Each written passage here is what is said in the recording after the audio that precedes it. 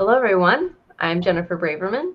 And I'm Ellen Selm, and welcome to our podcast, Stories from the Earth, where we explore humankind's relationship and connection with the natural world.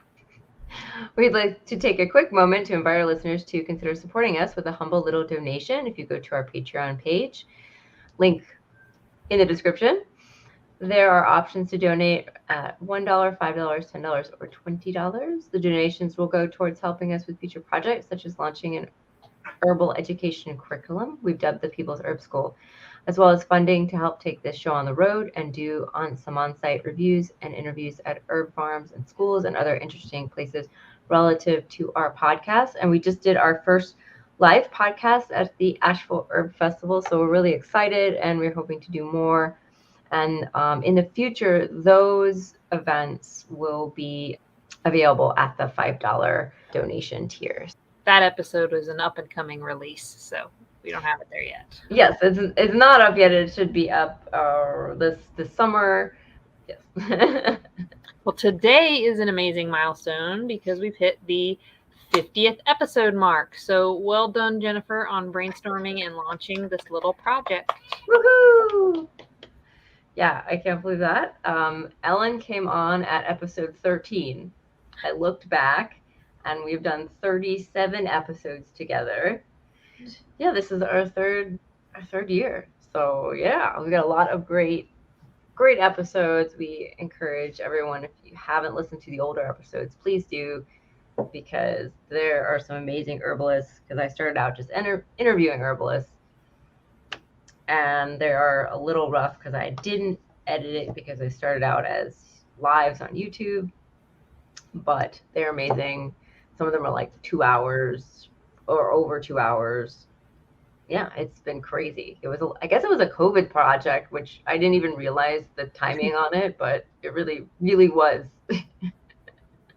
We've got authors, we've got musicians, we've got storytellers. So yeah, go to the back catalog. In fact, today is actually, we wanted to do something special. We reached out to a lot of the people we talked to before, sent them a list of questions, and then whoever got back to us, we've compiled their answers to share with you today. Yes, along with some of our answers as well. If you listen to us on Spotify, there is like a Spotify question. The question will be, what is your favorite episode that you've listened to so far?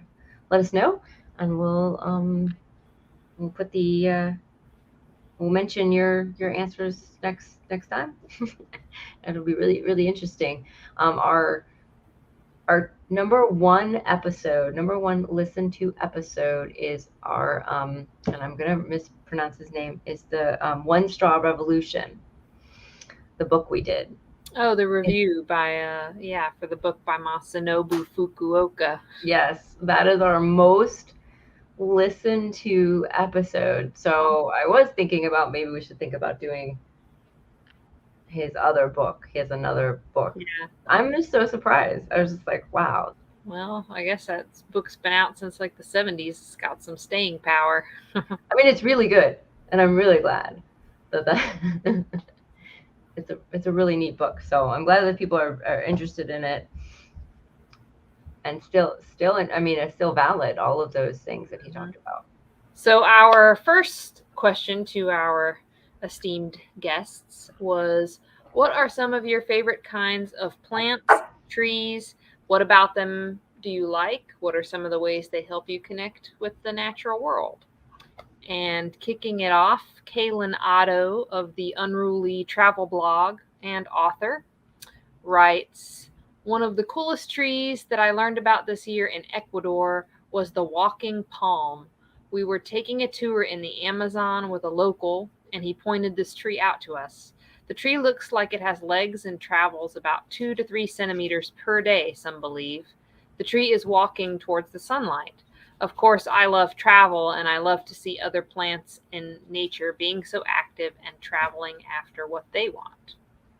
Oh, that's really cool. Yeah, I've definitely never heard of a plant that moves like that.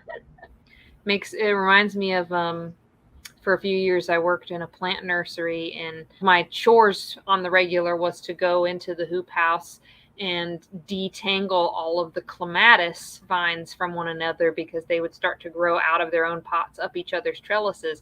We were trying to sell the individual potted plants, so we had to, but I mean, it was literally like a daily occurrence that you had to go do that. I mean, you could have probably sat there and stared at the plants and seen them move. That's how fast they grew. And I was You like separate them on like, okay, you go in your corner and you go in your corner. So like maybe the creep was slower. I don't know. That's is Lisa Wagner, author of Positive Pagan. This is her answer, and she's actually episode 49, the last interview that we did. So she says, mugwort, always. It's prevalent here and always helps me feel grounded. Also good for beneficial sleep. And trillium, such a magical plant, and it feels like you find a treasure when you see one blooming. Oh, I love that she put it that way because I grew up, down the mountain from here. So one of the first times that I went out for a hike after having moved up here into the mountain, this was over a decade ago. So excuse my ignorance, but I found some and I thought, wow, this is such an awesome plant. And I didn't even know that it was like something that was so known in the Appalachian Mountains at that time. I just knew that it was, like she said, very magical looking.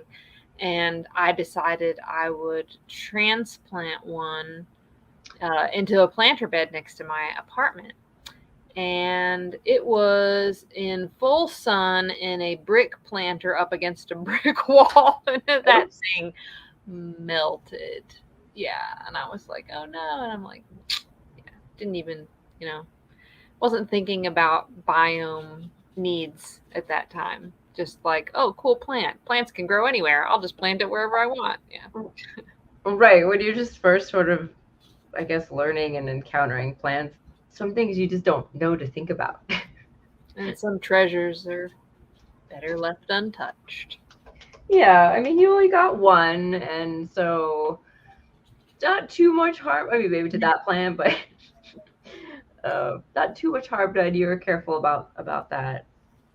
Well, conservationist and climate activist, and my little sister, Kat Selm, writes, my favorite flower is the bottle gentian. I love gentians in general because they're gorgeous and most of them are colors and shapes that are striking to see in nature. The bottle gentian in particular is so cool because of its pollination syndrome. Pollination syndrome is how the flower structure, type, shape, and color varies by the type of pollinator that visits them. The bottle gentian is only pollinated by bumblebees, as they are the only ones with the strength to pry open the flowers. That's cool. I was thinking I should have had pictures of the plants to, pop in here. Maybe I'll be able to get them. So if you're watching on YouTube, you might see pictures of these plants because you might not know what they are. I don't know what a bottle gentian looks like. I'm pretty sure they grow in the mountains around here. I'm thinking she's pointed them out to me before. And most of her love of flowers is from having grown up around these mountains. Because she lives She's out west now. Out west. A very different, landscape to have to learn. So very different, definitely. Yeah, if I find I'm able to pop in pictures, I will. Everyone can see what those plants look like if you are not already familiar with them. Organic hemp and medicinal herb farmer Lori Burra.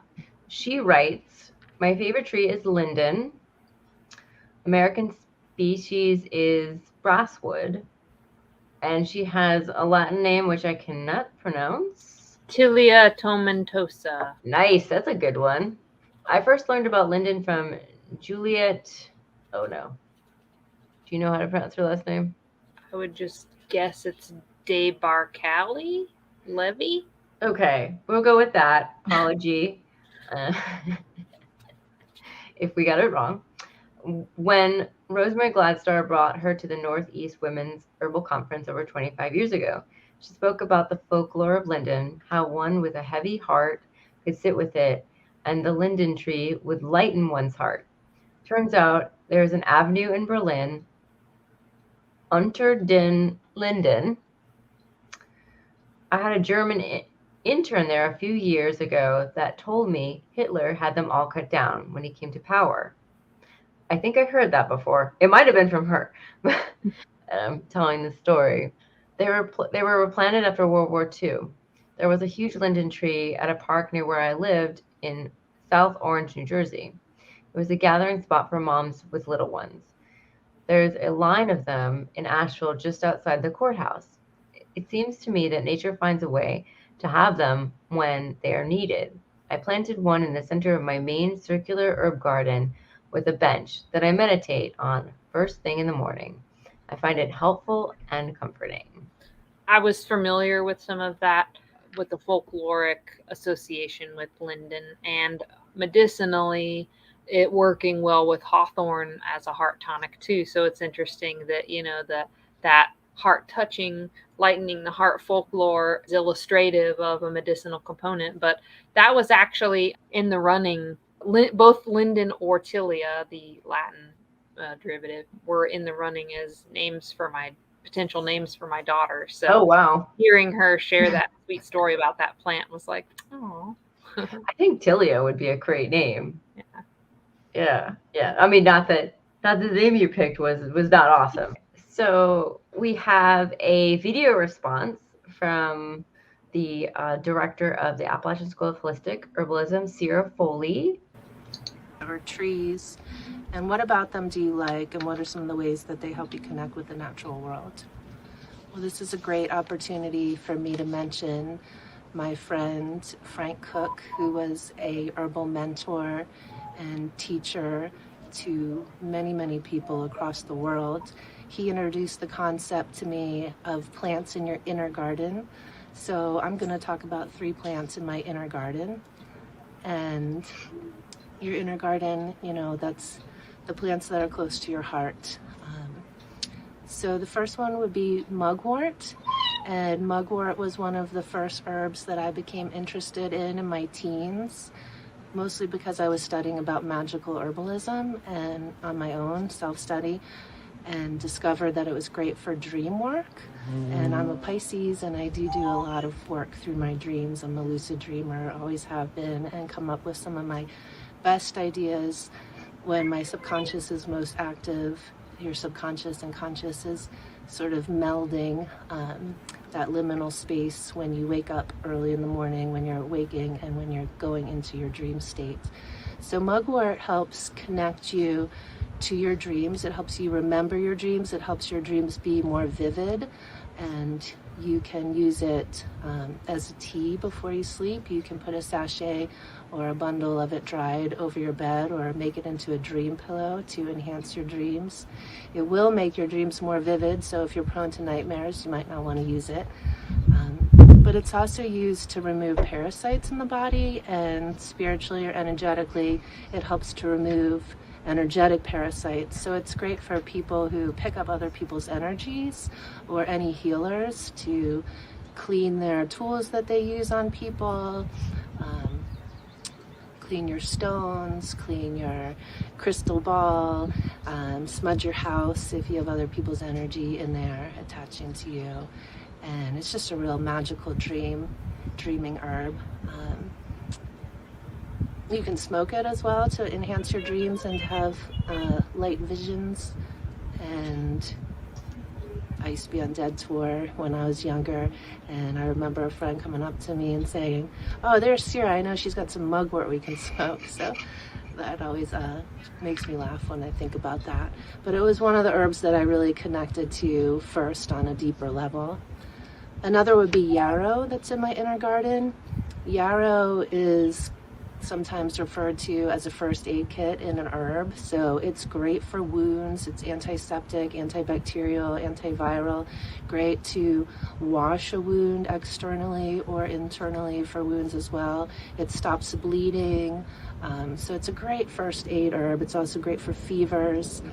And the story goes, the botanical name is Achillea millefolium, and it's named after Achilles. And the story goes that when Achilles was born, his mother made a tea of yarrow and dipped him in it. And the only place where he wasn't covered by the tea bath of the tea, yarrow tea, was his heel where she held him. So that became his weak spot, his vulnerable spot, the Achilles heel, if you will. And it's also said that where Achilles was cut on his heel, wherever his blood dropped, yarrow sprang forth. And soldiers would put a little bit sprig of yarrow in their buttons for protection energetically, but also because if you were wounded, it would help stop bleeding and stave off infection. So I love that story. It actually gives me chills to think of it because it's such a protective herb. It really helps protect your energy. The flower essence is used to protect people's energy. Also, again, who work with people and take on their energy. Empaths. Okay, and we got a second part, but and we'll hopefully to match up. Crystal ball, smudge your house if you have other people's energy in there attaching to you. And it's just a real magical dreaming herb. You can smoke it as well to enhance your dreams and have only place where let's see if Achilles was cut people's energy. Also, again, energetically, which we know is there's really no difference. Elder would be my third. Elder is another herb that has tons of magical lore behind it, associated with it. It said you should never cut the elder tree without asking it because it bleeds a red sap, and it's protected by the fairies and the queen of the fairies. So I really just, we know elder has become popular as an antiviral, and it is really one of our strongest antivirals in nature and most effective. And it's gentle as well, as a lot of herbs are gentle and powerful at the same time. You can also sleep under the elder tree during May Day or May Day Eve, Beltane Eve, to see the Queen of the Fairies. And I have just a beautiful stand of elder that just volunteered itself in my yard, and I really just love it when certain plants offer themselves up to me and make themselves known for me to work with and go deeper with. And it's just really empowering, especially during COVID, to have this plant that's so effective for viruses on hand in the yard, great for fevers, the flower as well. And we know from Harry Potter that the Elder Wand is actually extra potent as well. The wood has been used historically to protect the home, to protect babies in their cribs, so lots of magic as well as practical uses with elder. So those would be three of my favorite plants in my inner garden. Nice. Yeah. Lots of detailed info there. That's awesome. Yeah. Well, she's like the story, the Achilles story. That's cool. But she's a teacher, so you can really tell it. Yeah. Yeah. I think her school is going on all online. Now it used to have a physical location here in town, and that was one of the first schools the first official school I went to way back when. So I still have my notebooks and everything. I still remember that was the first time I met her. I don't know if she remembers me, but because it was from then, because it was such a long time ago. Was she teaching at that point? Yeah. And we got to go to her house, and which was really fun. It's just a little just do a little plant walk or something. Do a little cabin, and yeah, we did. She had that's actually like really the first time I heard about mugwort. Nice. And I remember comfrey, and I remember she told a story where like the comfrey accidentally got mowed over, and if you mow a lawnmower over comfrey, you will get a lot more comfrey. I wish. It didn't Didn't work? Mine wasn't so lucky. Oh no! It accidentally got hit, and it never quite recovered from that. I didn't have as much story anecdote for my answer as I would like. It was more just like, oh, but I like this. Oh, but I like this. Oh, but I like this. Oh, This came to mind just mainly because of the time of year. But I really love weeping cherry trees, especially in bloom. Followed closely by the pink dogwoods. And I'm not even the hugest fan of the color pink, but something about these delicate pastel shades as some of the first things that pop out in the spring, it just makes my heart so happy. And I seriously point out every weeping cherry that I see to whoever's nearby to hear me, and I get weeping cherry envy, and I say things like, whoa, look at that specimen there, it's amazing, every single time. And then maple trees, those have always been comforting to me, probably because one of the first houses we lived in when I was little had two big ones right in the front yard that I played under a lot. And I would jump in the leaf piles that my dad would rake and stuff. And, maples get some of the most vibrant color, at least around here in the fall, which is also cozy to me. And, what's cozier than pure maple syrup, right? And then for flowers too, I like small blooms that are on the ends of long spindly stalks, like your coreopsis, your poppies, your guara, because to me, they just always make me think of they're like the flower equivalent of fireworks bursting from their buds. And heuchera, which is a shade plant, aka coral bells is a common name. They kind of marry some of those aforementioned traits where they get the various leaf colors as well as the small flowers on the tips of spindly stalks. So that's just all aesthetics, though. That's just like seeing it makes me happy. As far as more commonly viewed as useful plants, I'd probably have to say that some of my favorites are the ones that I ended up liking enough to get tattooed around my ankles going up my legs. And that's all ones that I've had luck with and an affinity for personally, medicinally. And that's stinging nettle, maca root, ginseng, thyme, mullein, dandelion, comfrey. There's that comfrey again. And ginger. A whole herbarium. I just went from the top layer on down. So I've always liked the weeping willow trees. They're like a umbrella in tree form. Canopy, like.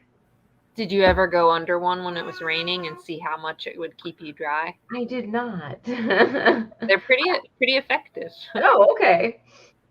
So my parents were hippie-ish, I guess, and we lived in Brooklyn when I was younger, and they belonged to a bungalow colony in upstate New York. So we had a bungalow where we would go in the summer, and there was a pool, and because in the city we had a little backyard, but you don't, and there's the parks, right? But you don't get the nature.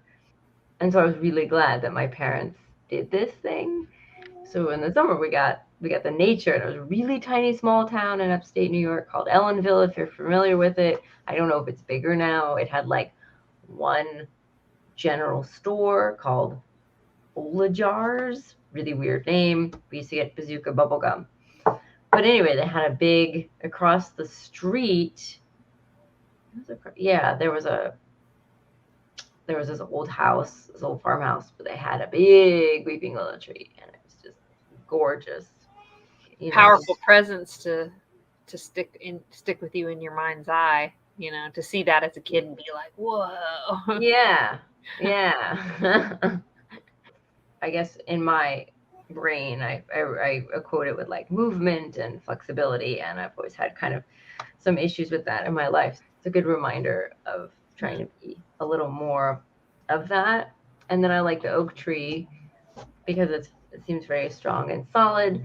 And then growing up, juxtaposition, movement of the willow, and then the stoutness of the oak, in like a true Libra. Oh, I know, right? We had a big one in our yard when I was growing up. Huge oak tree, and it was very sad when it died. We had to cut it down. Oh. And it was really, really, really sad. It was huge. It must have been like 400 or 500 years old. It was huge. Wow. It was huge. And in the stump of the tree ended up growing a big mugwort patch.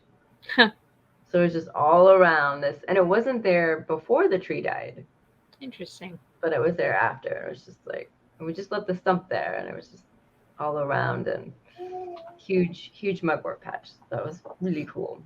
All right, so question 2 is, what are some ways you've been contributing to the story of your community?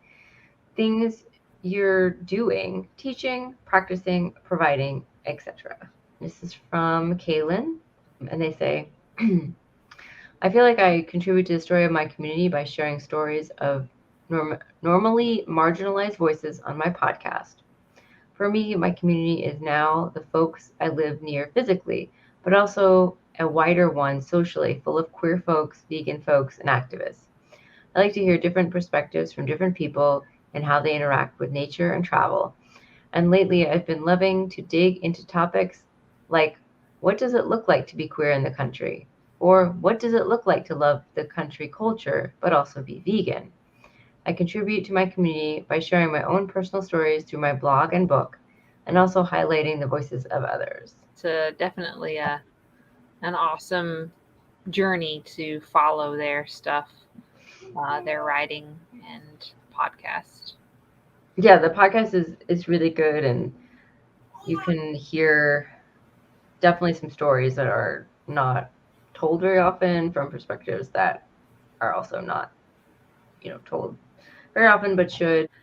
Let's see. So Lisa Wagoner says, I've been adding to the rich writer history of Asheville by having a book published, but also by teaching and offering healing work via my work at Of Wand and Earth, our podcast Mystic Tea, and at local festivals. Conservationist and climate activist Kat Selm writes, through my job, I am fortunate to be building a public access space to nature for my community. It's a community that has limited access to nature and currently has no access to the river that runs right through it. I really get excited when I think about the future generations that are now going to grow up learning about and engaging with this river and natural spaces. She took me to see this park project whenever I went to visit her in 2021. And it literally is like you drive out into the middle of all these California ag fields down this dirt road past like a car garage and a couple other industrial places, and you end up in the middle of this, scrublands where this watershed moves through, and all that area back there where the river's running through is protected land, is under conservation, but it's just been sitting, like they haven't, they've been protecting it, but that's it. And so being so nestled in the way that it is, I could see why they were thinking like, the community can have more buy-in that knows why it should care. And in order to know why, it has to be able to experience it, right? So that's been pretty much, I think, since she got hired out there. So going on a few years now, this has been an undergoing project to get it to the point where there can be trails and a little picnic shelter and education boards and stuff put out for public access purposes. And they've done some community days and had like sneak previews, picnic stuff they've hosted for the community to come out and see. And it's gotten people excited because they're like, oh, I didn't even know this was back here, And so, yeah, they officially will be opening it this year. We're supposed to go do a family trip out there later this year to actually go see it in its final officially open state. So that'll be exciting. That's so cool. Maybe we should have her on again to chat about this project. I don't know. Show some pictures. What updates from our guests? What have you been up to? That'd be fun. Slideshow. Yeah, or I was thinking that maybe she knew someone. This is totally a tangent, but I was also thinking that maybe she knew someone else who works in a similar field to come on who would want to come on the podcast, because we don't have too many science people, and I think that's always really interesting. Oh yeah, I'm sure you could get some recommendations, even maybe possibly from her connections here back east, somebody that we could go somewhere that we could go potentially in person and stuff. Ooh. In person. Yes. What Speaking a weird concept. Right. We still have to readjust to the in-person life after the last couple of years. Yeah. Oh yeah, that's yes, things can really happen. But speaking of somebody who always has some great pictures to share too, herb farmer Lori Burra, she writes, I consider Earth and the natural world to be my community. As such, I participate monthly with an intentional group through Perlandra Limited. I think I said that right. That connects with nature through use of flower essence to help the land that I'm responsible for and all that inhabit it to deal with the effects of climate change and its effects. In this capacity, I feel responsible for the land that I steward and live on. This is especially important because I grow medicine here. Plus, this land was originally used by the Cherokee people to raise medicine as well. I invite people to come here to learn and to connect with the land and the plant world in the field and in the forest. You can look up Herb Mama is her business name for the products she makes, and then Greenheart Gardens is the name of her farm in Candler, North Carolina, and she does take woofers and teaches classes out there and stuff like that. So and periodically calls for, like, I need someone to help me do this. So help just me with the harvest. Straight out volunteers. You follow her on her social media, you'll see her very occasionally post that. You could also probably just contact her, say I want to help out. She's going to be working with Yale. Yeah. So we're pretty excited to hear that. She got invited to be a guest teacher about forest farming through Yale University. Well, how do you follow up that act? I had been running my own business focused on holistic health and offering various community events out this way, celebrating music and art and other things that can help, have a happy, healthy life in addition to urban nutrition classes. But it took a bit of a backseat initially because of COVID, and then more so once I got pregnant. So now I've decided to pass the torch along. I just sold the business, but I still keep some immediate community involvement because I'm going to be on the board for the local farmers market. That's something that I can reasonably handle right now while juggling a baby. I'll get back out there more again in the future. Plus, we got this going on, so. Yeah, and as we interview so many people who are doing so many cool things, and it's like, what are you doing? Interviewing people. But they were like, oh, that's cool. So basically, yeah. So I put down, I'm working on this podcast. Yeah. On helping local herb communities share their story, and other people too. Yeah. We hope to keep the mix exciting. Yes. So question 3, share an inspiring, beautiful moment that you experienced in, with, or from nature. And Kaylin Otto says, a beautiful moment I experienced with nature. To be honest, I have a hard time finding that one magical or transformative moment in nature, but I have little tiny ones all the time. For example, I run a few times a week, but it's certainly not about the running. It's about my mental health and being outside. The favorite part of my run is laying in the grass when I'm done and feeling myself breathe and be alive while listening to the birds and feeling the sun and noticing the wind around me. It makes me want to be alive just so I can experience that sweet perfection, the feeling of feeling centered, whole, grounded, and alive, like the natural world around me. Very nice. And also, I agree, because it's very hard to just try to think of one aha sort of moment when, it's all the cumulative little things that are that literal breath of fresh air. This is from Lisa Wagner.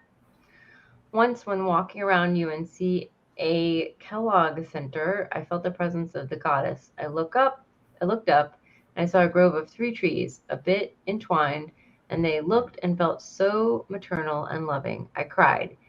It was the source of the energy I had felt when I walked by. Wow.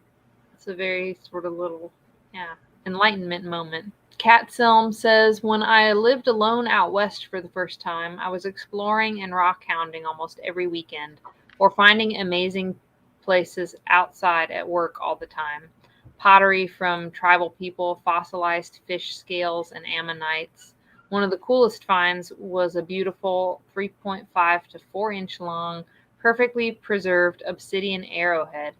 We were on Paiute land when I found it, and my boss at the time was Paiute. It made him tear up when we saw it. He took so many pictures of it before we took GPS points for cultural resources and laid it back to rest where we found it on the ancestral homelands. If this is the job I'm thinking it was, I know she had at one point had to go out and mark wherever there was particular at-risk species that needed to be preserved and protected from drilling operations going on and stuff. But because they were out in the bush country as such, they would find neat things like that. Lori Burrow writes, I work with nature as an equal and intelligent partner, and Pan, the Greek god of nature, as the head of as head of all the nature spirits. I was at a dear friend's house on a lake with our children. My friend was watching the kids so I could have a break. I wasn't sure Pan existed, so in my meditation I asked Pan for confirmation of its existence. Rather quickly I heard psst, psst. When I looked up, there was a cloud that clearly resembled the pictures I'd seen of Pan looking down on me. It was a goat head with horns, curly beard, and a mischievous smile. The expression on Pan's face quickly turned stern, and clearly heard him shout, Get inside now. The sky suddenly turned dark, and while we gathered the children, there was some fierce thunder. We barely made it in time when it began to rain very hard. My friend who had lived here for 20 years said she had never seen rain come in so quickly or heard it rain so hard. I understood clearly and hadn't doubted since, although I'd have Pan help me with the weather. That story's like, I'll show you.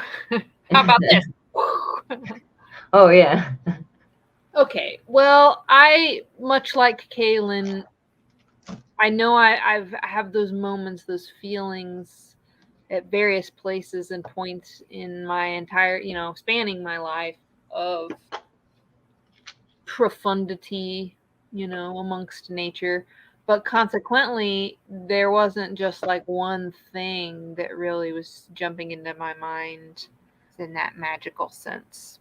That certainly doesn't downplay the many moments that there's been. It's just that there's been enough moments that, I don't know, something about the feeling when you're in them, it doesn't translate to words.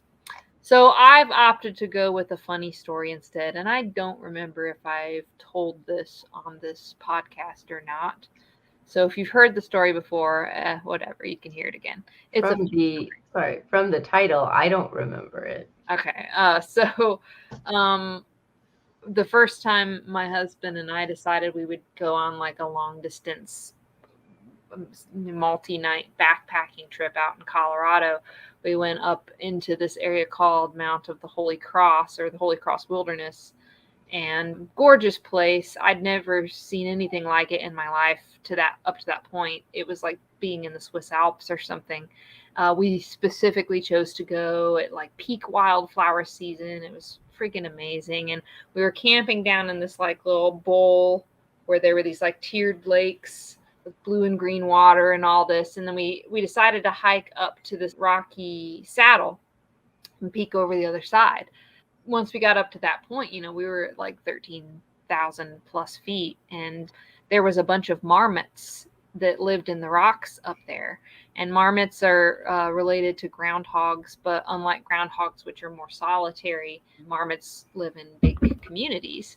And I guess maybe just because they lived where they lived, they were just not afraid of people. They were just very curious.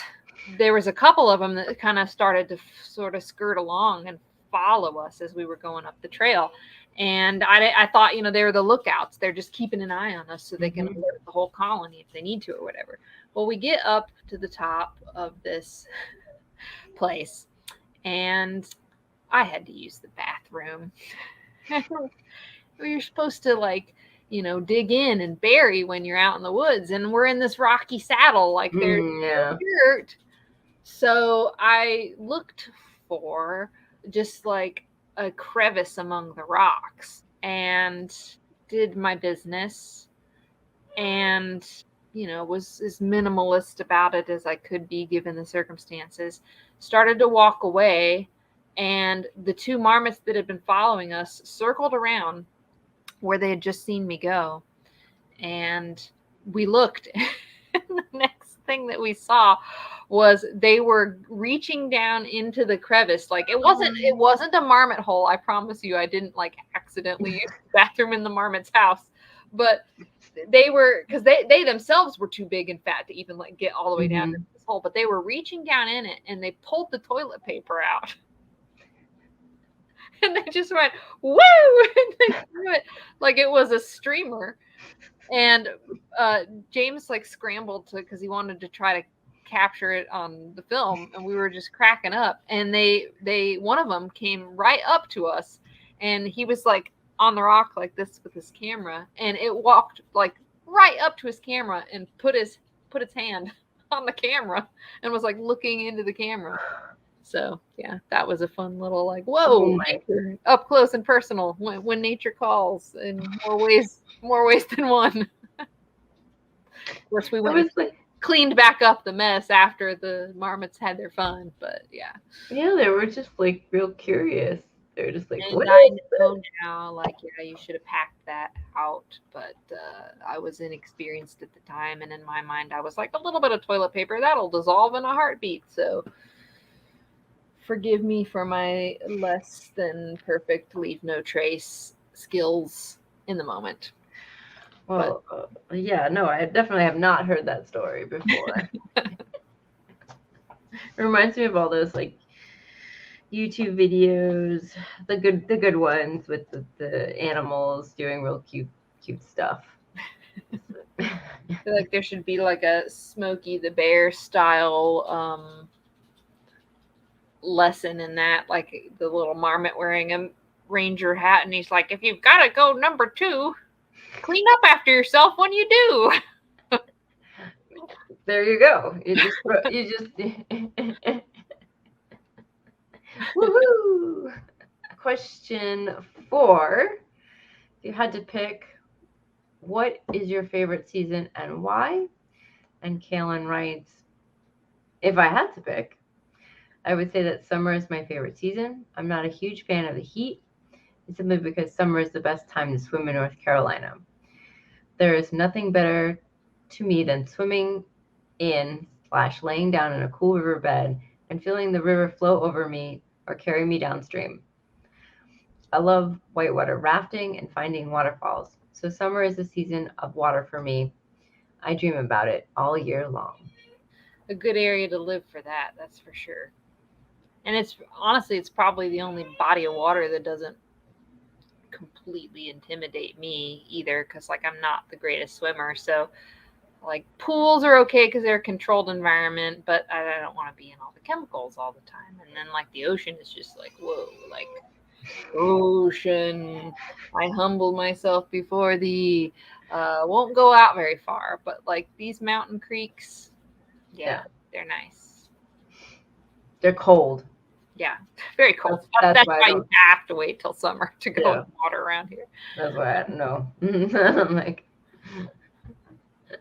and then half the time you hike all the way out there, and then it's like cool because you're under the cover of the trees, and then maybe a storm's rolling in, and so there's cloud cover, and then you're like, oh man, like I just got all the way out here to go swimming, and it's too cold to even want to get in the water. But some days it's like they described, where it's just the perfect amount of heat where you're just like, this is refreshing. Yeah, it's got to be like August. When Lisa Wagoner says, spring, nothing beats spring in these beautiful mountains. The beautiful plants and flowers and the trees are blooming. Kat Selm writes, spring again. No question. Spring equals wildflower season. Lori Burra says, my favorite time of year is late summer. because it's so full of life while being so peaceful, and I can enjoy the fruits of my labors without doing as much tending. The world is full of harmonic and peaceful sounds, as even the insect world is enjoying itself. This is especially true for in the woods. These plants take longer to reach their maturity, so late summer is the best time to see them at their best. Okay, and then we have a video response from Sierra Foley. Definitely spring. I'm a spring baby, and I just love watching all the spring ephemerals pop up and all the wild herbs regrowing. It's just such a wonderful time of hope and regeneration and rebirth and excitement with everything springing forth. I also love that you can still see so many herbs and spring flowers, wildflowers coming up, but you can still see the forest through the trees. So you still have a wonderful vantage point, long range, because everything hasn't completely leafed out yet. So I just adore spring. It's definitely my favorite. Nice. Those are good points, good reasons. Yeah, and I apologize if Sierra is a little low in the volume. She has a very gentle voice. Yeah, hopefully you can hear that. It's interesting to me how the draw to the seasons has changed for me over the years. I used to always say winter because I was born in the winter, and I've always been introverted, and so winter just kind of embodied that sort of peaceful, chosen solitude in me. And I still find winter to be a time of reflection and drawing inward. And I understand now in a bigger way that that's also, what the natural world is doing too. So it's best to live in tune with that. But then I started to say autumn because it's that sort of liminal in between that's a welcome reprieve from the summer. And somehow it's also more consistently warm and cozy and inviting compared to winter. Winter's a little more standoffish in a way, I guess. But autumn feels more like a time of loving and sharing. So it's no wonder that so many cultures have harvests and Thanksgiving type celebrations at that time of year. And then more recently, I grew to really embrace the spring. And I think it's mostly when I finally got a house in the countryside and started to grow more things and be surrounded by what was already growing and getting submerged in nature in the seasonal cycles at my doorstep.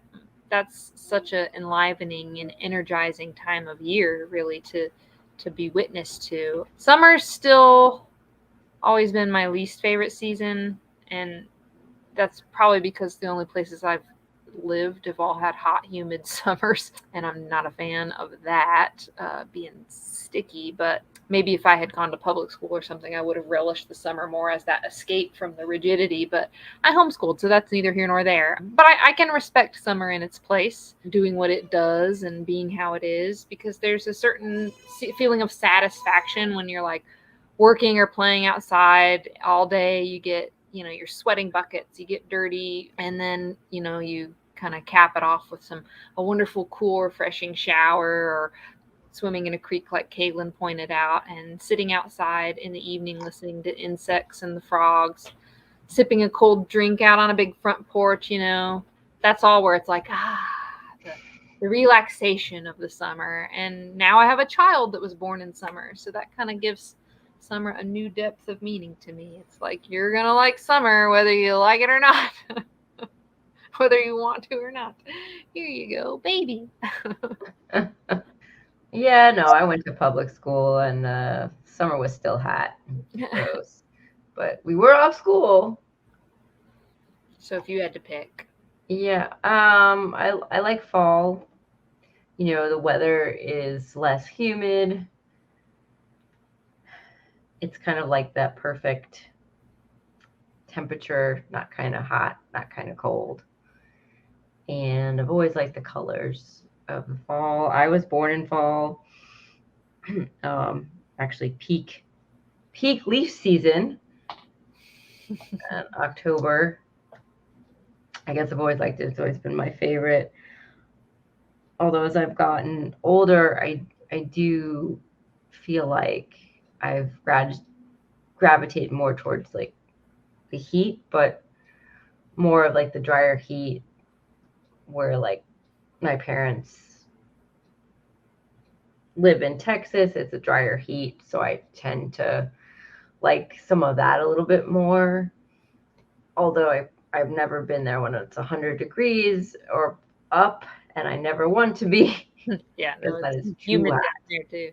It's too Well, I hot. guess so, but like, in the case of fall, that's like a heat where it's like you're choosing to go get cozy by a fire or bundle Right. up versus, oppressive heat that you can't hardly escape. Right. Or cold. Yeah. Or cold where you're wearing like a billion Yeah. layers.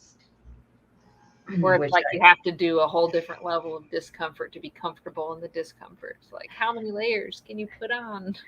and now it's so weird because I'm starting to wear less clothing, and so my clothes are so light. I'm like I'm forgetting something. It's just like I'm just forgetting something. I'm not wearing 6 layers and a really heavy like sweater and hoodie and just That's because in these mountains, there's always those false springs where you're like, oh, it's 70 degrees today. Great. Oh, it might snow tomorrow. Great. How do I dress for the occasion? layers. Layers is the answer. So, of course, we had to ask this question because we do so many great book reviews on our podcast. So, we asked everybody, read any good books lately? And Kaylin Otto says, yes, I am currently reading Dragons of Winternight. It is a book in the old Dungeons and Dragons series that I didn't think that I would like, but I need a good fiction book to escape into or mentally fall into from time to time. And while I thought it wouldn't be my style, I actually really love all the imaginary worlds the authors have created, and they are magnificently intertwined with nature. And I love picturing the characters traversing the woodlands and fields and oceans together like one grand adventure. Nice. Funny because I actually, when I read this, I started listening to this book on tape. And I was like, let me check it out. And You like it so far? yeah, it's really good. I'm in the middle. And I've never really read any of the old style D&D books, and it's surprisingly really good. It's a trilogy, so there's 3 books.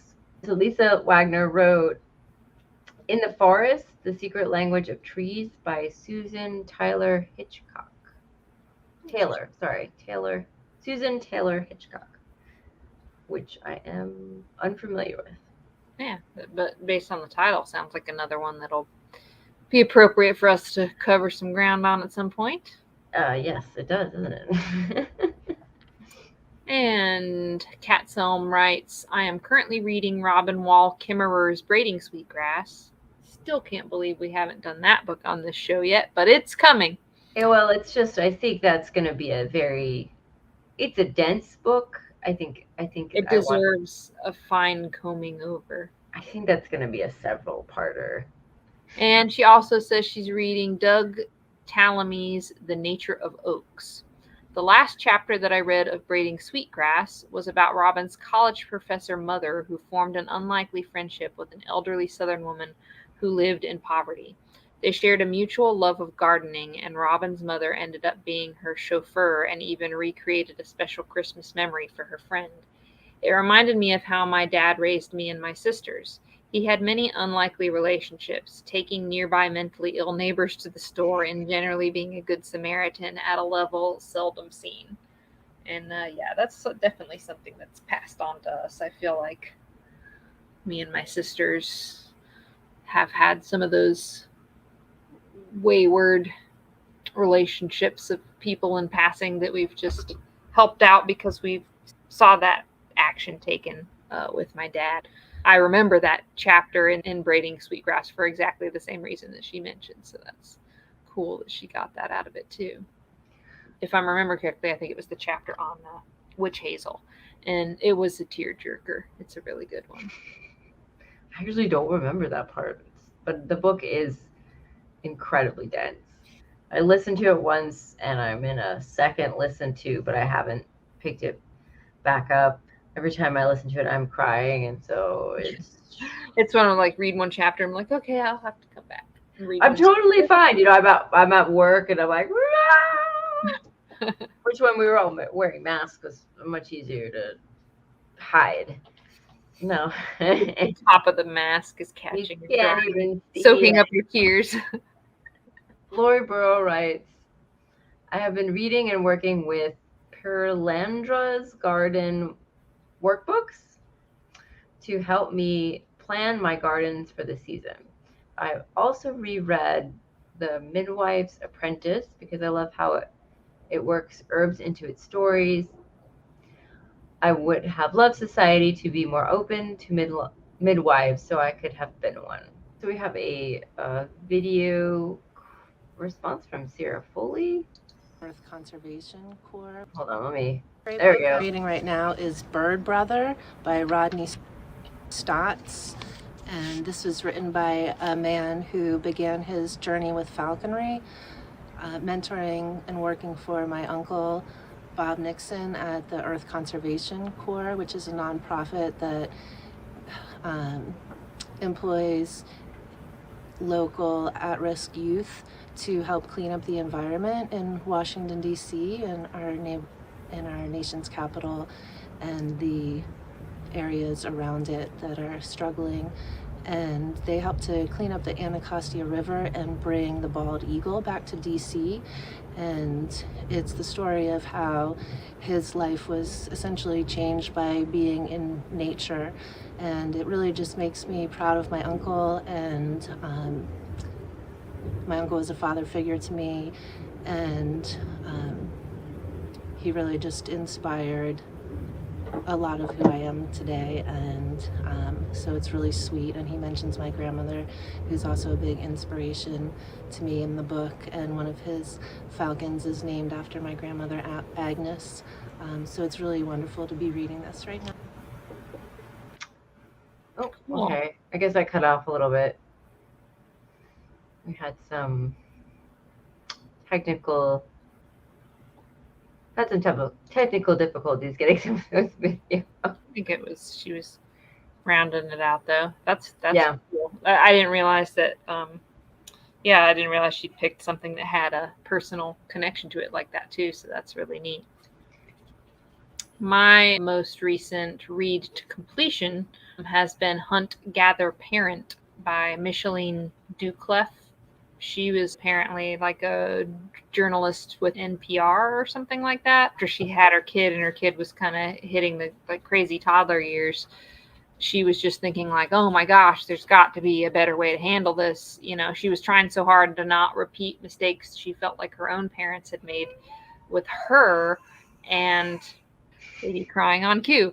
I guess she pitched the idea of the book and got permission from her work to take it on, where she basically goes and with her child, who's only like a couple years old at the time, she and the child go and stay with these remote communities in a Mayan village in South America, and then a tribe in a bush tribe in Africa, and an Inuit village in like the high Arctic Circle, and stays with them each for like months, and just to learn their parenting styles. And she kind of comes out of it learning that there is sort of some universal truths that one could probably then surmise are historically human parenting traits versus what a lot of people, at least in Western cultures, look at nowadays is really, only been around for the last century at most and whatnot. And even non-parents would find the book enlightening because it's really just kind of reads like a really interesting anthropological study. And there's a lot of it where you read it and you're like, oh yeah, wow, that makes sense. Or you might even make you think like, how would my life have been different if these approaches had been taken, or oh yeah, I can relate to that. I'm glad that was part of my life too. It's pretty cool. Okay, so when you're reading a bunch of these really interesting books that make you think, you gotta balance it out with a little bit of garbage. So first we have an epic piece of garbage. It's Warhammer. You might have heard about it. There's these books called the Horus Heresy. There's about 50 books in this group. Warhammer, there's like literally hundreds of books. If you go on the Wikipedia page, you will not stop scrolling. It's a tabletop game. There's also video games based on it. You probably heard about it. Yeah, I only knew it was a game, so I didn't know there were books. It's about big guys who love war. It's not a good book. It's a good bad book. The story is about these like immortal guys that were like born for the fighting, and they're just humongous. They're not like regular humans. And it's basically the human war machine has taken itself to the stars. And sort of like when you take an idea and you take it out to its exponential, but yet kind of really ridiculous point. Well, I could see where you'd just be using it as sort of that unplugging your mind, decompressing read after all the serious stuff. I find it really interesting. I feel like it has something to say, and I'm not quite sure what it is. I'm like, the people who wrote this book have something to say about these things that and I don't know what it is. If you start the book, you will be lost because it skips around in time and with characters, but then you'll get unlost. And listening to the audio version, it's really fun to hear the voices of the big men. I find it interesting that we both have baby books on our list. This is a book I haven't read yet. I just heard about it. And it is called Without Children, The Long History of Not Being a Mother, by Peggy O'Donnell Heffington. Heffington. And I do not have children. And I'm probably not going to have children. And it's really, I think, not something that's discussed very often. Yeah. And when you mentioned these parenting tips only being around for like 100 years, or these ideas about parenting, and that there was different ideas before that and in other cultures, she mentions that this idea of the nuclear family is a recent development, among other things, and that in the past, when people lived in closer communities, people without children would often help look after the people who had children's children. The parents got a break, and the people who didn't have kids got a chance to look after children.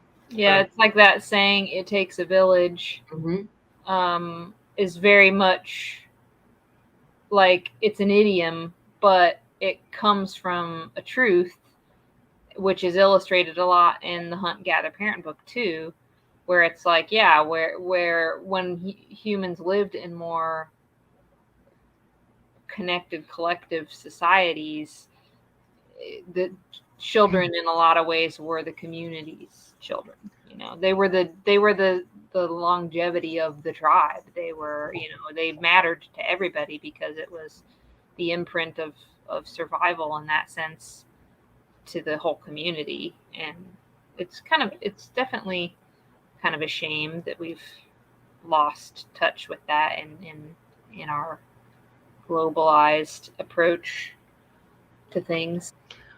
Yeah, both for the parents and the people who don't have children. Yeah, because I feel like it created at least in sort of quote unquote modern Western civilizational models, it's created a disconnect. It's like we end up with this issue now where some childless people hate children, and or there's disrespect for elders. Mm-hmm. It goes both ways, because I don't know, I almost think that probably funnels down a little bit more to the sort of me self-absorbed thinking of whatever capitalist, etc. societies. If even the childless person doesn't get the opportunity to interact with generations before and after, it's like it's taken a piece out of the human puzzle, the human story, Yeah. But it's important that a book like that be written too, for the cultures that transitioned away from that sort of communal model are also the cultures that invented the stigma of like the only thing a woman's worth is for married children, and that you should feel obligated to do that, and that somehow you're less of a woman if you don't, and that all that's a bunch of bullshit. Assuming based on the title of that book that probably going to delve a little more into why it doesn't stand to reason that should be any sort of obligation by any means. Take away that support from the people who have kids, it puts a lot of pressure on them. They're by themselves raising a child, which probably is more difficult than raising a child in community. Occasionally listen to NPR, so it was mentioned on there. Yeah, it was mentioned on there on this show called 1A. They had a lot of women calling in and a lot of women writing in. I don't remember anyone mentioning health reasons, which is my reason, but also financial reasons is another, environmental reasons. But apparently the statistics is, I think it's like 40% of the new generation are not going to have kids for any reasons, and a lot of them are financial. So I actually stumbled across an article just recently, and I feel like there's probably been articles like this forever as sort of some weird scaremongering tactic, because that's what it reads like, but it'll be like, millennials aren't replacing themselves at the same rate as previous generations, so there's actually going to be a dip in the population. I mean, I think it's fine. Like, it's a big world, like I don't think we need to worry about that at all. I mean, in that sense, yeah, but I think that if people or want kids and then they can't have them for these reasons, I think that is an issue on a personal level for them. Yeah. Oh yeah, for sure. But I think that if people don't want kids, or if they do want kids, I'm fine with whatever happens. Sometimes it just doesn't happen. You just don't. Sometimes it does happen and you didn't think it was going to happen, or you didn't. Yeah, I never, it wasn't something I had put a lot of intentional planning into, so that I'd be curious to read that book too, because I'd just be curious to see how much that perspective I've also felt and experienced, because I mean, she's only 9 months old. So sometimes I almost feel like a little bit of imposter syndrome where I'm like, what? I'm a mom? That's weird. It is weird. And ironically, we are recording this on Mother's Day. Happy Mother's Day to everybody. Question 6. What are your favorite practices for staying grounded, calm, content in trying times? And Kaylin wrote, staying grounded. In order to stay grounded, I really love nothing more than getting into child's pose in a quiet space by myself. It allows me to fully surrender physically and mentally and feel held. So child's pose, if everyone doesn't know, is a yoga position. Yes, a very, I say, pretty comfortable one. And Lisa Wagoner says, walking barefoot on the grass, touching soil, garden or houseplants, and holding some tourmaline. Kat Selm says, I'm still working on this one. Being out in nature reminds me of how small and insignificant my problems are, which really helps end an unhelpful spiral. Meditation, karmic work, and remembering that trials are just dharma, gates, are all a part of my Buddhist practice. That when I consistently do, I'm able to better handle life's trials and tribulations. That's always the tricky part. Just being consistent with the things you know will help you. And Lori Burra says, my favorite practice is to stay calm and grounded by meditating and holding the space between heaven and earth. I send my roots deep into the earth and wrap it around a rock I found a bunch of years ago. As I breathe in, I visualize my energy spiraling back up and spend some time in each chakra. And after my crown, I send it about 3 feet over my head where I understand the higher self to be. And when I breathe in, I send the energy spiraling down and back into the earth. I spiral it to the opposite direction with an exhale. I find this to be extremely peaceful and unearthly. So Sierra Foley says, The practice for staying grounded in trying times is being in or around water, walking by the river, sweet lullaby, swimming, fishing, even just doing dishes, just putting my hands in water. It's scientifically proven that splashing cold water in your face or immersing yourself in cold water helps to regulate cortisol and stress response in the body. I had a beautiful moment floating in the ocean in my 20s where I looked up at the clouds and the trees and everything around me and felt so connected to nature and all of life and so supported as I just relaxed floating and realized that the same creator that created everything living around me created me, and not by accident, and that I am supported and taken care of without effort, just like the plants, the forest, the ocean, and all living things. So definitely being in water. And back to books, the next book I'm going to read is Blue Mind, and this is the science on how water is so powerful, has such a powerful effect on our body, mind, and soul, and how it helps with PTSD, creativity, performance, anxiety, compassion, success, and improves our overall well-being. So she was just making a good case right there for going and jumping in those cold mountain streams. mm-hmm. Yeah, I find that cortisol. Or even just if I go like just swimming at the Y, or I take a bath. I pretty much take a bath every night, and it's just something about being in the water. Yeah, it's very calming.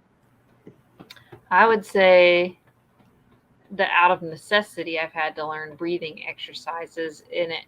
And I think it can sound hokey if you don't ever have to do them or haven't done them before.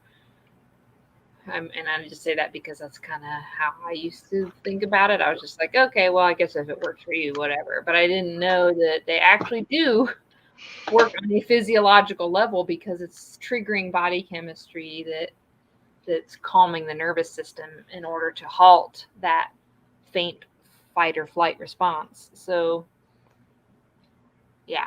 It works. You don't just need people to tell you that, like, do it, and you're like, oh, no, it actually does work. But then also just sitting outside is great too, watching the clouds roll by and having no agenda, just kind of letting whatever comes up pop up and come and go, relaxing.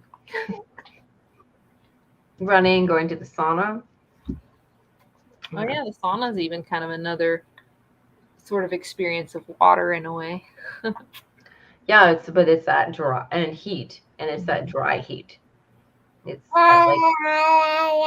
like the steam room is bad. And when people go to the steam room, like, you're crazy. No, that's like hell. Like, you put Florida in a box. No. But the sauna is real different. For about $3,000, I can have a sauna in my house. Mm-hmm. Life goals. Life goals. Life goals. Yes. But also, yeah, taking a bath. And I don't really swim that well, but I've got these little fins, little flippers, and a kickboard, and a big noodle. And Question 7. What values are important to you for crafting the kind of world you want to live in? And Kaylin Otto writes, veganism. I believe that to heal our natural world, we need to dismantle human supremacy and speciesism.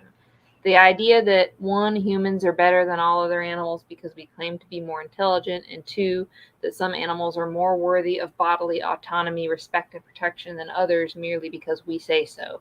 Veganism is a social justice movement dedicated to reducing harm to our fellow earthlings whenever possible, and this protects our health and the planet in the long run.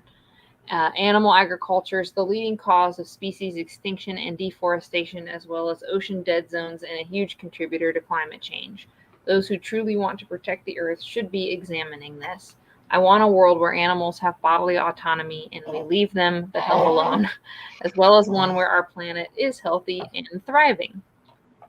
But aside from being a travel blogger, that is Kaylin's other primary work is in animal rights activism. So, and Kat Selm writes, compassion, kindness, critical thinking, empathy, community, egalitarianism, and self-awareness. I think if we are to survive hard times as a species, these are the values that can save us.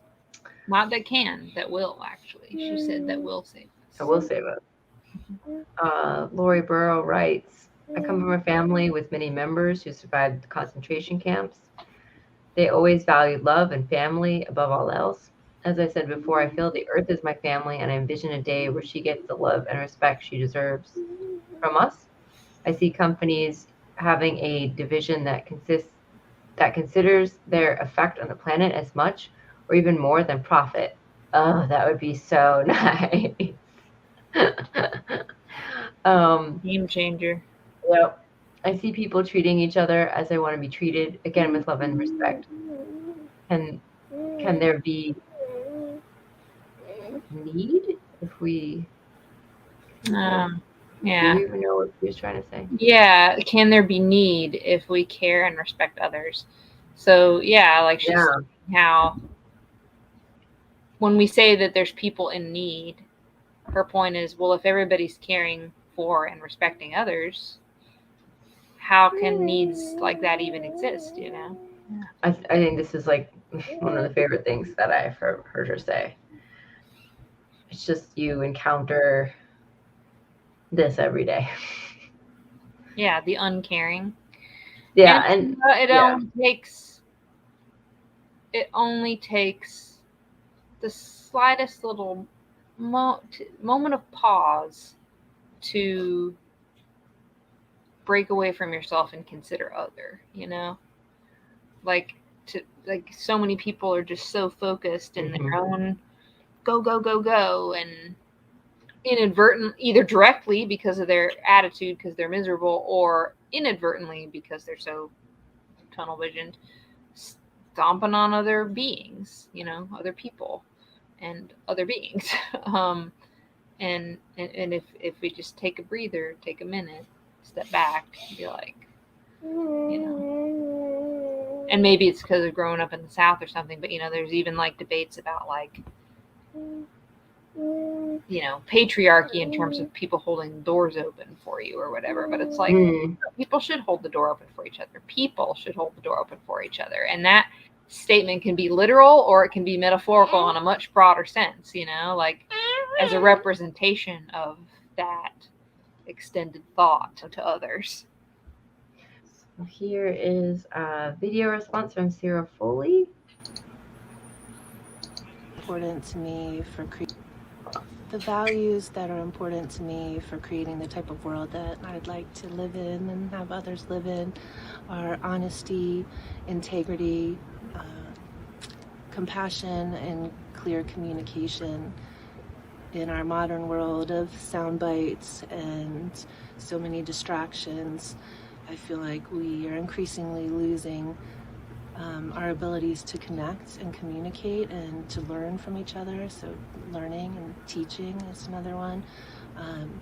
And listen to each other and have long conversations and share varying opinions. And I think the more we can practice these things, the more authenticity we grow within ourselves, which makes us healthier humans, and in turn makes healthier families and communities and the world within,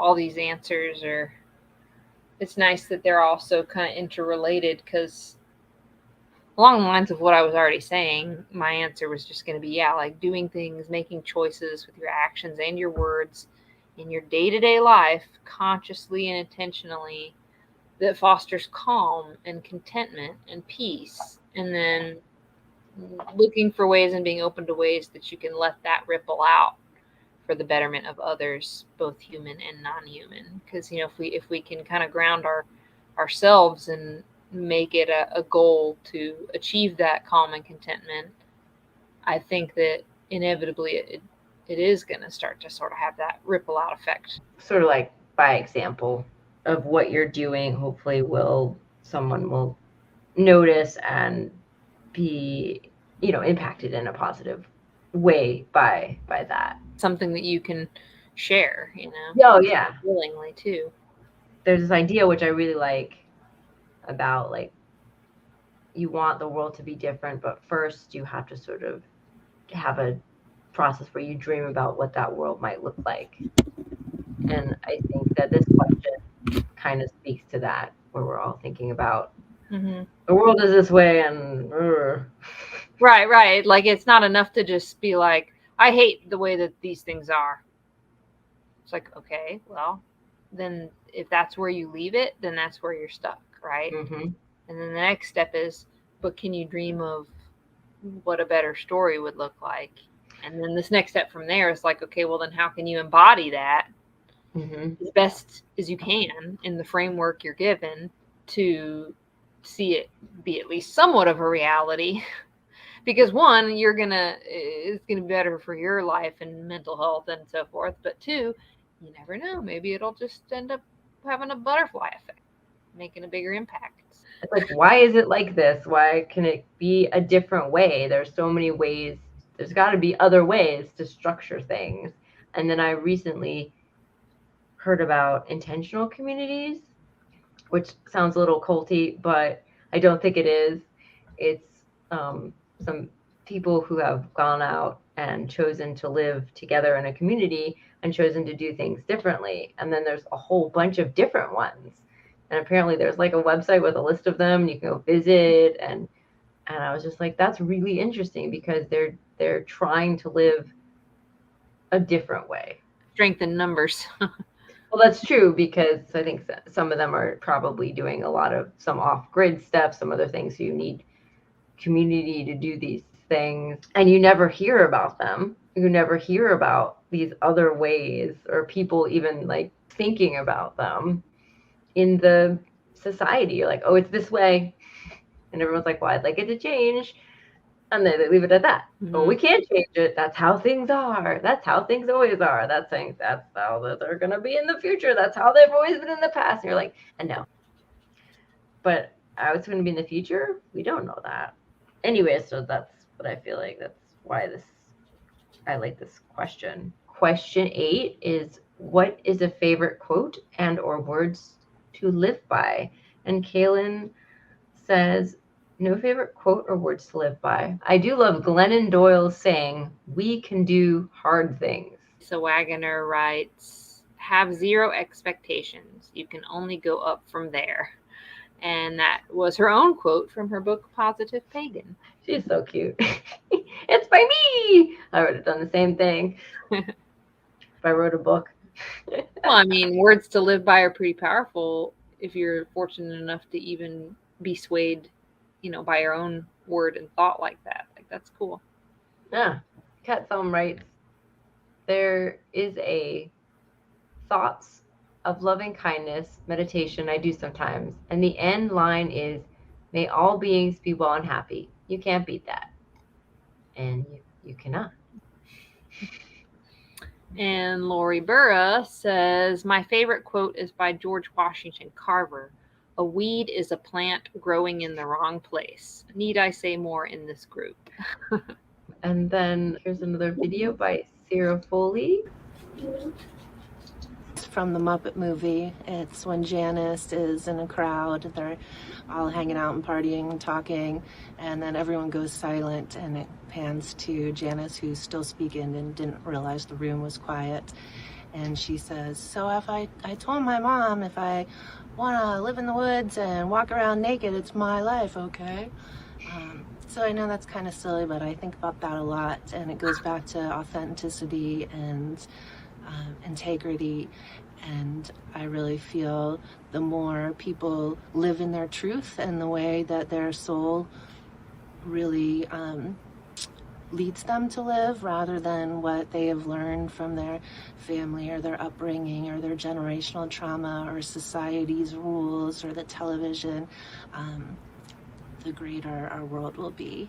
And something that blew my mind about the natural world, there's so many things, but something that stands out is the first time I learned in my early 20s that you could divide and regenerate plants by cuttings. This was just so exciting to me that every restaurant or public place I went in that had hanging baskets of plants, I would steal a little cutting and take it home and propagate it. And I think it really just sparked this deep drive that I still have to share plants with people and share the connection to the plant world with people and spread this abundance of nature. Nature is so abundant. There's never a lack. It's just taking the time to tap into it that we often miss. So, yeah. I think that was attached to maybe another question. It sounded like at the end, but that's fine. Well, I mean, Or does being, it? like you said, she's a teacher, and it kind of comes through storytelling. It went from the quote part, which answered our question, which was the Muppet quote, but it just branched into that other thought. But it flowed. It was nice. I like that. My choice, and it's hard. I think there's a lot of cool things that I've read and heard, over the years that I carry in me. But there's this poem that I've come back to over and over in my mind since I first read it. It was like 17 or 18 years ago that I first came across the poem. And it's one of those things where there's a really good sort of naturalist storyteller I follow, and hopefully we'll review some of his books sometime, named Martin Shaw. And he encourages people to learn at least, one song or one poem or one story, like it's like learn it like the back of your hand, in order to breathe life into it and carry it out into the world and pass it on and so forth. And this is one of those things to me. It's from a book called Saint Nadia in Winter, Zen Encounters with Loneliness. And the poem is called Nothing to Prove by Terence Keenan. I actually made up a tune to turn it into a song. I don't know, should I just quote the poem or should I sing the poem? It's up to you. It'd be longer if I sing it. Okay. So I guess in essence of time and baby fussing, I'll just quote it. But because we come to spring, both the stakes and the gambler, putting our lives on the table as if life were ours. The light of suspicion in our eyes recalls our own faithless breaths. Swayed by words, we're wandering the wind, looking for evidence of something not quite there, a face, proof we're not alone. You're not alone, my beloveds. You cannot be alone.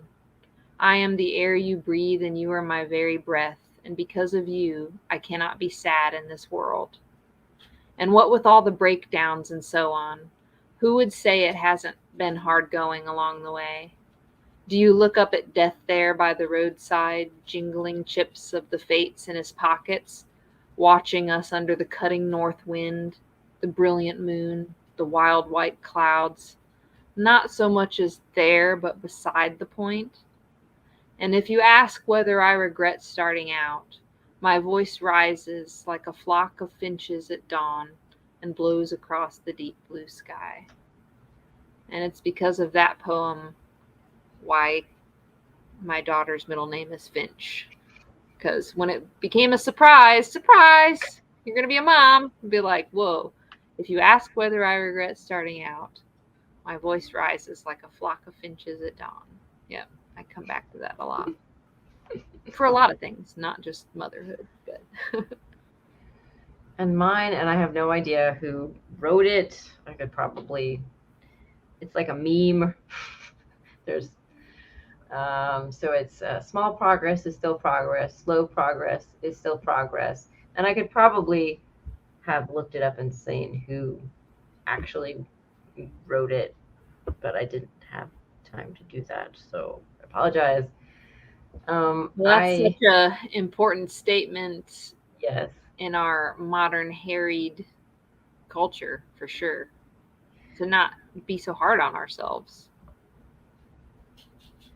Yeah, and really, like, for me, I can, if I try to move at a certain faster pace, I get in trouble. So I have to move slow, even though I don't want to, even though, like, I can see the whole idea, and I'm like, that's the end, I want to get there. But it's important to take the time because, and I hate this other quote that it's about the journey, but it's about the journey. you have to take the steps. You can't just jump to the end. And but also, like, it helps to not get discouraged because it's like, okay, I did this little bit. It feels like I didn't do anything, but it adds up over time. Like this podcast, it feels like I wasn't doing anything, but it has added up to something over time, and now we're here. 50 episodes. 50 episodes. And a lot of people that we have met and connected with and who we now know and have get to learn from. Yeah. And so that was cool. And so sometimes when you feel like you're not doing anything, you're doing something. You are. It's just slow progress is still progress. Slow progress is still progress. Okay. Well, question 9 is, what is something you learned about in the natural world that surprised you or kind of blew your mind? Okay, so Lisa Wagner writes how incredibly resilient nature can be, no matter what humans do. I watched a documentary on Chernobyl and plant life is flourishing. Of course, we have to be careful, but I thought it would just be blackened out land. Instead, there are lush forests filled with plants. Nice. Yeah, I remember going on one of the annual Appalachian farm tours around here years ago. And one farm that I visited, the farmer was kind of just doing it as a hobby in his retired life. The land he had gotten had been previously used and chemically treated, and he was trying to clean it back up, going back towards organic practices. And he was talking about how he, for just like 1 or 2 seasons, planted cover crop for regenerating the soil. After that, he was good to go. And I just remember feeling like, oh, wow, like he was able to get this land back to this like fertile, healthy, and cleaner state after just waiting a season or 2, and growing these other plants intentionally that would do some of that cleanup and regenerative work, of course. But like, to me, that it just, only a season or 2, like it sounded so fast. So to Lisa's point, yeah, it's incredibly resilient when you give it the time and the means. Yeah, and I guess it also depends on what kind of chemicals were used on the land, because probably some of the chemicals takes longer to deal with, and especially in relationship to Chernobyl. But I mean, I guess you wouldn't want to eat those plants. This is what she was mentioning. Yeah. But they were growing, which is that do what they need to do. Yeah. And Kat Selm writes, woodpeckers wrap their tongues around their brain to protect them when they're drilling holes in trees. And I also think that it's crazy that oak trees will make wasp galls for the wasps out of their own leaf tissue. So that's interesting. I never knew if it was the wasp caused that to the plant, but she's making it sound like the plant does it for the wasps. So that's cool. That is cool. My answer was going to be, here's my problem. I've read too many books. I, for the life of me, could not remember what book this was in, because otherwise I would have reread the part to refresh my memory, one, or even read it here to share. But I remember enough to just express the shock and awe. There was a book I was reading that was talking about different naturalist things, and it was at one point it was talking about this one particular bird that it's here in North America that is just was being studied because of its capacity for memory. And it was a bird that caches food stores for the winter, and it could put nuts and seeds away, and it would make a point to do it in all these different types of places because it knew that inevitably some of it was going to get stolen by other animals, right? So it wouldn't just like put all the nuts in one tree or all the nuts in trees. It would put some under a fallen log and some in the ground and some here and some there. So it like under a rock, and so it would like deliberately pick hundreds of places to cache food within something like a 3,000 mile, like it was this insane Oh, wow. radius that it would cover of caching.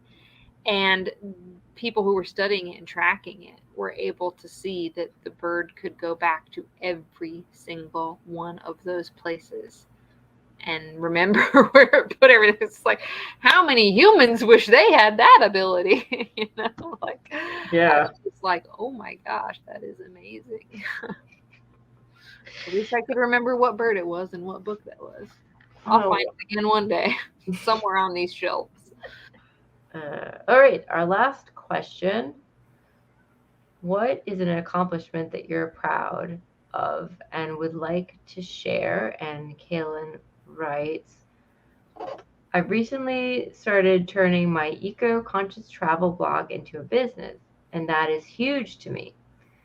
I would one day love to focus on just storytelling about nature and travel and how all of the topics I care about, wildlife, natural building, gender and the body, etc., intersect. And Lisa Wagoner says, proud of finishing a book, getting it published, and that is helping people, sharing our community via the podcast Mystic Tea as well. Kat Selm writes, I am proud of that my climate coalition got our city to start developing more sustainable and energy efficient housing by convincing developers to build this way. We pivoted to focus on developers when we saw we weren't getting much traction from city council. And so far it has been a successful strategy. Awesome.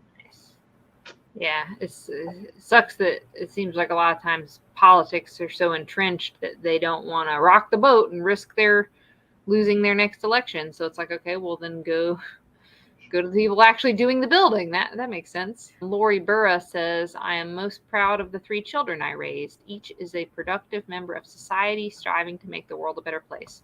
It was a long, hard road, and I wasn't always sure of it myself.